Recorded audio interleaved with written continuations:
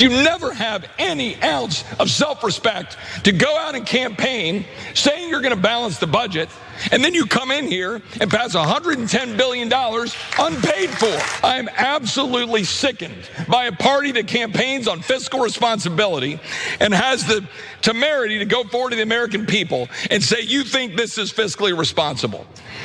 It is absolutely ridiculous. Well, the man you just heard from is ultra-conservative Freedom Caucus member, Congressman Chip Roy, last month blasting his fellow Republicans for essentially backing calls to increase the debt ceiling after decades of calling themselves deficit hawks. But we all knew that they weren't actually deficit hawks, because anytime they're in charge, they spend, while also cutting taxes for the rich and corporations. But nonetheless, it looks like there's still bad blood between Roy and his colleagues, because he's coming at them again. And so this week, the House Republican caucus is at Trump's Doral, Florida golf resort for their policy summit, which is interesting because it's a way of funneling money to one of Donald Trump's businesses. He did this in his first term. There's no reason why we shouldn't expect him to do it again in his second term. But Chip Roy didn't go. He rejected the invitation, and he's making it known publicly why that is. He writes on X, "It is being reported that I am not at the so-called Republican retreat in Florida. I am not. I am in Texas with my family and meeting with constituents. Rather than spending $2,000 to hear more excuses for increasing deficits and not being in DC to deliver Trump's border security money ASAP." Later, he told Fox that he would not comment on other members of his caucus that skipped the summit, but he did make another spicy remark. Let me read it to you. He says, quote, "If you're asking me to go spend money to go sit in a resort rather than doing our damn job, no, I'm not going to do that." He's right that a crap ton of money will be spent specifically on Donald Trump's own business, and we don't know exactly how much the full amount will be. But the annual GOP retreat averaged a cost of about $1 million every year it was held between 2017 and 2023. And that's according to tax filings by the Congressional Institute, the corporate-backed nonprofit that has organized the event for decades. And the reason why we don't know how much it's going to cost this time around is because Trump's Doral Resort can basically charge higher fees, right? And in fact, that is what happened in his first term when official events were being held at Trump properties. When you compare the average nightly rate for hotel rooms, they tended to be lower than what they ended up going for when official government, functions or actions or events were being held at the properties. Now, apparently the Republicans in attendance are furious about Chip Roy's attitude here. Let's give you a few examples, including Representative Greg Murphy, who told Fox, "Sadly enough, we have people sitting at home complaining about the meeting on Twitter, and they're the ones who'd rather complain, attack, argue, than be part of the solution. We know who they are, we just have to deal with it." And Vice President JD Vance mocked the people who didn't show up, saying that the Veep, quoting an absent lawmaker, said those absent would rather have lunch with Hannibal Lecter and eat his own liver than participate in the issues retreat. So we're gonna get into what actually happened at the retreat itself. But before we do that, how much do you love this, Waz? It's awesome because there's this sort of these ideologues, right? When it comes to the Chip Roy type, these deficit hawks, fiscal responsibility, blah, blah, blah. And as Anna mentioned at the top of the segment, there's no such thing as a fiscally responsible GOP government. That's not a thing that ever happens. Every time these guys get in office, they spend like hell, cut taxes like crazy, and increase the deficit. Like, you name it. In fact, George Bush actually invented the concept by which we don't pay for wars when we go to them. He went to war with Iraq and Afghanistan and put it on a credit card. This was unprecedented. Never happened in our country's history. So the Republicans invented this as a tactic, but yet there's this, clownish wing of their party who, I guess these guys are true blue ideologues, but are still mad at the idea that the Republicans, aren't actually deficit hawks in practice and only pay at lip service when they want to demonize minorities for quote unquote being welfare kings and queens. But here's the thing, Anna, everybody can do the math. Our biggest spending goes to what? Medicare, Social Security, military. Which one you gonna cut, brother? Which one you gonna cut? Yeah, look, I disagree with you slightly, okay? So when I look at my paycheck and I see the money that's taken out for Medicare and for Social Security, I'm all for it. I know exactly where that money's going. I'm in favor of those policies. I feel that it's my patriotic duty as an American to fund these programs with my hard-earned tax dollars. But then I see the federal income tax. And I'm not gonna lie, I'm real salty about that, okay? Because that money doesn't go toward bettering the lives of American citizens, okay? Look, yesterday there was the big story about Donald Trump doing a temporary freeze on federal grants. And everyone keeps bringing up cancer research. And look, don't get me wrong, I'm not against cancer research. I am against American citizens funding cancer research and then getting price gouged if, God forbid, they get diagnosed with cancer and need treatments. Like, there's so much unfairness in the system. And look, let's keep it real. There is a lot of waste.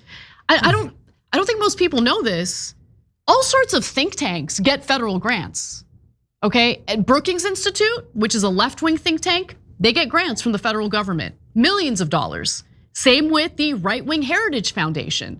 There is a lot of waste in the federal government. And so if we want to have a conversation about where we can cut, where it actually makes sense and it's not gonna hurt the American people, I'm actually open to that conversation. But the problem with both Republicans and Democrats is they both parties love pork barrel spending.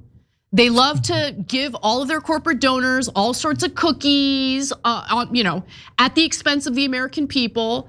So that's where I disagree with you a little bit. But I think that something can be done. Like, I'm totally in favor of doing audits to see whether or not we're wasting money. I know we're wasting money, but where can we cut? Where can we be responsible without cutting, social programs that Americans are entitled to because their tax dollars are actually funding those programs? I don't know, am I being a little too nuanced here? No, I don't think so. I think you're right in terms of the bloat in the government. There is a lot of bloat everywhere. I was just reading, I forget who it was. It might've been my man Ryan Grimm, and talking about like the freaking consultants that are making billions upon billions upon billions to consult the federal government.